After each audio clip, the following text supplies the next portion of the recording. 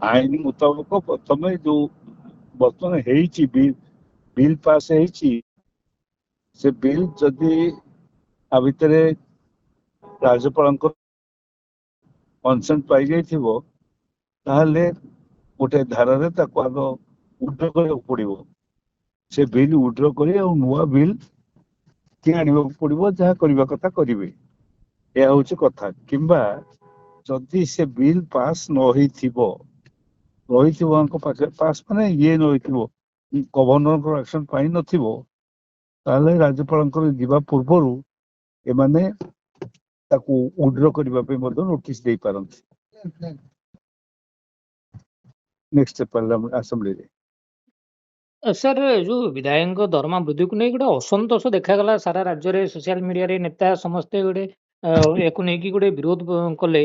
ଆପଣ ଭାବୁଛନ୍ତି କି ୟାର ଗୋଟେ ପ୍ରଭାବ ପଡିଲା ସରକାରଙ୍କ ଉପରେ? ନିଶ୍ଚୟ ଗୋଟେ ପ୍ରଭାବ ପଡିନି ଆଉ କାହିଁକି ସେମାନେ ଏମଏଲଏ ମାନେ ଏକାଠି ହେଇକରି କାହିଁ କହିଲେ? ନିଶ୍ଚୟ ପ୍ରଭାବ ପଡିଛି। ଲୋକଙ୍କ ଭିତରେ ଯୋଉ ଆ ଭିତରେ ସମ୍ପର୍କରେ ଯୋଉ ଚର୍ଚ୍ଚା ହେଲା ଏବଂ ସେ ସମ୍ପର୍କରେ ଯୋଉ ପ୍ରତିକ୍ରିୟା ପ୍ରକାଶ ପାଇଲା, ସେଥିରେ ମାନେ ସରକାର ବାଧ୍ୟ ହେଲେ ଗୋଟେ ଯୋଉ ଅବସ୍ଥାକୁ ଯାଇଥିଲେ ସେଠୁ ପ୍ରତ୍ୟାବର୍ତ୍ତନ କରିବା ପାଇଁ କି। ସାର୍ ବିଜେଡି ବିଜେପି ଯେଭଳି ବିଧାୟକ ମାନେ କହିଲେ ଯେ ନାଇଁ ଦରମା ବୃଦ୍ଧି ନ ହଉ, ସେମିତି କଂଗ୍ରେସର କିଛି ଏପର୍ଯ୍ୟନ୍ତ କଥା ଶୁଣା ଯାଉନି। ବିଜେଡିର କିଏ କହିଲା ଦରମା ବୃଦ୍ଧି ନ ହଉ ବୋଲି? ବିଜେଡିରେ ତ କିଏ କହିନାହାନ୍ତି ଦରମା ବୃଦ୍ଧି ନ ହଉ ବୋଲି। ବରଂ ବିଜେଡିର ଗଣେଶ୍ୱର ବେହେରା କହିଲେ ଯେ ଦରମା ଯାହା ହେଇଛି ମୋର ଆବଶ୍ୟକତା ହେଲା ମୁଁ ନେବି, ଆଉ କିଏ ତ କହିନାହାନ୍ତି। ବରଂ କଂଗ୍ରେସର ଜଣେ ପୁରୁଣା ସଦସ୍ୟ ଇଏ ପ୍ରସାଦ ହରିଚନ୍ଦନ, ସେ କହିଛନ୍ତି ମୁଁ ଦରମା ନେବି ନାହିଁ ବୋଲିକିରି। ସେପଟେ ନବୀନ ପଟ୍ଟନାୟକ କହିଛନ୍ତି, ଆଉ ଏପଟେ ପ୍ରସାଦ ହରିଚନ୍ଦନ କହିଛନ୍ତି। ଜଣେ ଜଣେ ବ୍ୟକ୍ତି ଭାବରେ କହିଛନ୍ତି, କିନ୍ତୁ ନୀତିଗତ ଭାବରେ କେହି କିଛି ନିଷ୍ପତ୍ତି କରିନାହାନ୍ତି, କି କହିନାହାନ୍ତି।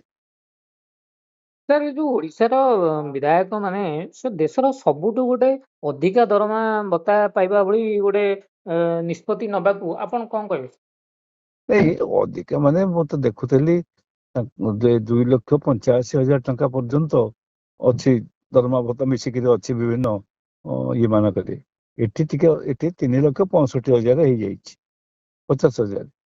ତେଣୁ ନିଶ୍ଚିତ ଭାବରେ ଅଧିକା ଟିକେ ଅଛି ହେଇଯାଇଛି। ସେଇ ପରିପ୍ରେକ୍ଷୀରେ ସେଟା ଗୋଟେ ତା ପ୍ରତିକ୍ରିୟା ପ୍ରକାଶ ପାଇଲା। କିନ୍ତୁ ବିଭିନ୍ନ ରାଜ୍ୟରେ 2,90,000 2 ଲକ୍ଷ ମାନେ ଏଇସବୁ ହେଇଛି, ପାଖାପାଖି 3 ଲକ୍ଷ ଅନେକ ରାଜ୍ୟରେ ମାନେ ବିଭିନ୍ନ ରାଜ୍ୟରେ ନିଆଯାଇଛି। ତେଣୁ ଏଠି ଟିକେ ଅଧିକ ହେଇଗଲା 3,50,000। ଆକୁ ଟିକେ ସେଇ ସମୟରେ ବିଚାର କରିନାହାନ୍ତି। ଯାହା ବୋଧେ ଗୋଟେ କମିଟି ରିପୋର୍ଟ ଦେଇଛି, ସେ କମିଟି ରିପୋର୍ଟଟାକୁ ଗ୍ରହଣ କରିଯାଇଛନ୍ତି। ଆଉ କଣ ସେ ଅସୁବିଧାଟା ହେଇଛି ତାଙ୍କର। କିନ୍ତୁ ଗୋଟିଏ କଥା ହଉଛି ଯେ ବୋଧହୁଏ ଓଡିଶା ଇତିହାସରେ ଗୋଟିଏ ବିଲ୍ କି ପାସ୍ କରି ଗୋଟେ ଆଇନ ପ୍ରଣୟନ କରିବା ପାଇଁ ନିଷ୍ପତ୍ତି ନେଇସାରି, ସେ ଯେପରି ଭାବରେ ହଉ, ତରବରିଆ ଭାବରେ ହଉ ବା ଯେପରି ହଉ, ନେଇସାରିକି ତାକୁ ଉଡ୍ର କରିବା ଆଉ ସାଙ୍ଗେ ସାଙ୍ଗେ ଉଡ୍ର କରିବା ପାଇଁ କି ନିଷ୍ପତ୍ତି ନବା, ଏ ସରକାରୀ ଦଳର ଇଏ ଗୋଟେ ସବୁଠାରୁ ବିଚିତ୍ର କଥା। ଏମାନେ ଶାସନର ବ୍ୟବସ୍ଥା ତ ଅନ୍ୟତ୍ର ଦେଖାଯାଉନାହିଁ ଥିଲା ଭଳିଆ, କାରଣ ସବୁଠି ବର୍ତ୍ତମାନ ପୋଲିସ ପ୍ରଶାସନ ପୁରା ଫେଲ କରିଛି ଜଣା ପଡିଯାଉଛି। ଏବଂ ଗାଁ ଗହଳିରେ କାମଦାମ ମଧ୍ୟ ଯୋଜନା ଏସବୁ କାର୍ଯ୍ୟକାରୀ କିଛି ହଉନାହିଁ। ତା ସେଇ ସମୟରେ ଏପରି ଏକ ଆଇନ ତରବରିଆ ଭାବରେ ନେଇକିରି ପୁଣି ତାକୁ ପ୍ରତ୍ୟାବର୍ତ୍ତନ କରିବା ଗୋଟେ ସରକାରର ଅସଫଳତାର ସବୁଠାରୁ ବଡ ବ୍ୟବସ୍ଥା। ସାର୍ ବିରୋଧୀ ଦଳର ଯୋଉ ମୁଖ୍ୟ ସଚେତକ ଅଛନ୍ତି, ଉପମୁଖ୍ୟ ସଚେତକ ଅଛନ୍ତି, ସେମାନେ ଏବେ ସେ କହିଛନ୍ତି ଯେ ନାଇଁ ନାଇଁ ଯୋଉ ବିଧାୟକଙ୍କ ଦରମା ବୃଦ୍ଧି ପ୍ରସଙ୍ଗକୁ ଆମେ ସମର୍ଥନ କରୁନୁ, ଆଉ ବିଜେଡି ସମର୍ଥନ କରୁନି। ୟାକୁ ନେଇ କଣ କହିବେ? କରିଛନ୍ତି ପରା, ସମର୍ଥନ ନ କରିଥିଲେ କେମିତି ହେଇଥାନ୍ତା? ଏମାନେ ସମସ୍ତେ ଯୋଉ ବିଧାନସଭାରେ ଯୋଉ ଆଗତ ହେଲା, କିନ୍ତୁ କେହି ବିରୋଧ କରିନାହାନ୍ତି। ନବୀନ ବାବୁ ଲିଡର ଅଫ ଦି ଅପୋଜିସନ ଥାଇକିରି ସେ ଆସିନଥିଲେ, ତା ଭିନ୍ନ କଥା। କିନ୍ତୁ ତାଙ୍କର ସଦସ୍ୟ ମାନେ ସବୁ ଥିଲେ, ସେ ସମସ୍ତେ କନସଲ୍ଟ କରିଥିଲେ ନବୀନ ବାବୁଙ୍କ ସହିତ। ଏପରି ଏକ ବିଲ୍ ଆସିଛି, ଆମେ କଣ କରିବାକୁ ଯିବୁ, ସେଇ ଅନୁସାରେ ସେମାନେ ତାକୁ ଗ୍ରହଣ କରି ଯାଇଛନ୍ତି। ଆଉ ଗ୍ରହଣ କରିନାହାନ୍ତି କଣ, ସମସ୍ତେ ଗ୍ରହଣ କରିଥିଲେ। ବିଲଟା ସପକ୍ଷରେ ସମସ୍ତେ ମତ ଦେଇଥିଲେ।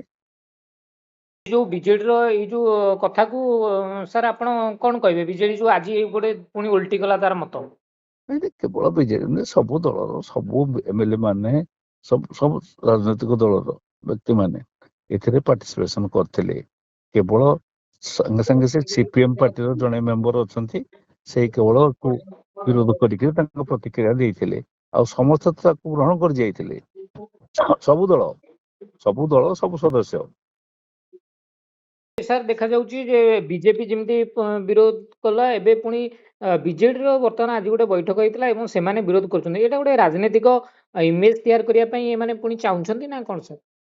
ନାଇଁ ରାଜନୈତିକ ଘଟଣା ଅଲଗା, କିନ୍ତୁ ଏମାନେ ସେ ସମୟରେ ସମସ୍ତେ ଗ୍ରହଣ କରି ଯାଇଛନ୍ତି ଏବଂ ସମସ୍ତଙ୍କ ଇଚ୍ଛା ଅଛି ଗ୍ରହଣ କରିବା ପାଇଁ କି।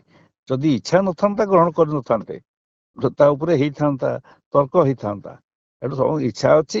ଏବେ ଯେହେତୁ ବାହାରେ ଗୋଟେ ପ୍ରତିକ୍ରିୟା ପ୍ରକାଶ ପାଇଲା ଏବଂ ନବୀନ ବାବୁ କୌଣସି କାରଣରୁ ଆକୁ କହିଲେ ଯେ ପସନ୍ଦ କଲେ ନାହିଁ, ସେଥିରେ କିଛି ବିଜେଡି ଏମଏଲଏ ହୁଏତ ଆଉ ଦ୍ୱିତୀୟ ଚିନ୍ତା କରୁଛନ୍ତି, କିନ୍ତୁ ପ୍ରକୃତରେ ସେମାନେ ସମସ୍ତେ ସମର୍ଥନ କରିଥିଲେ।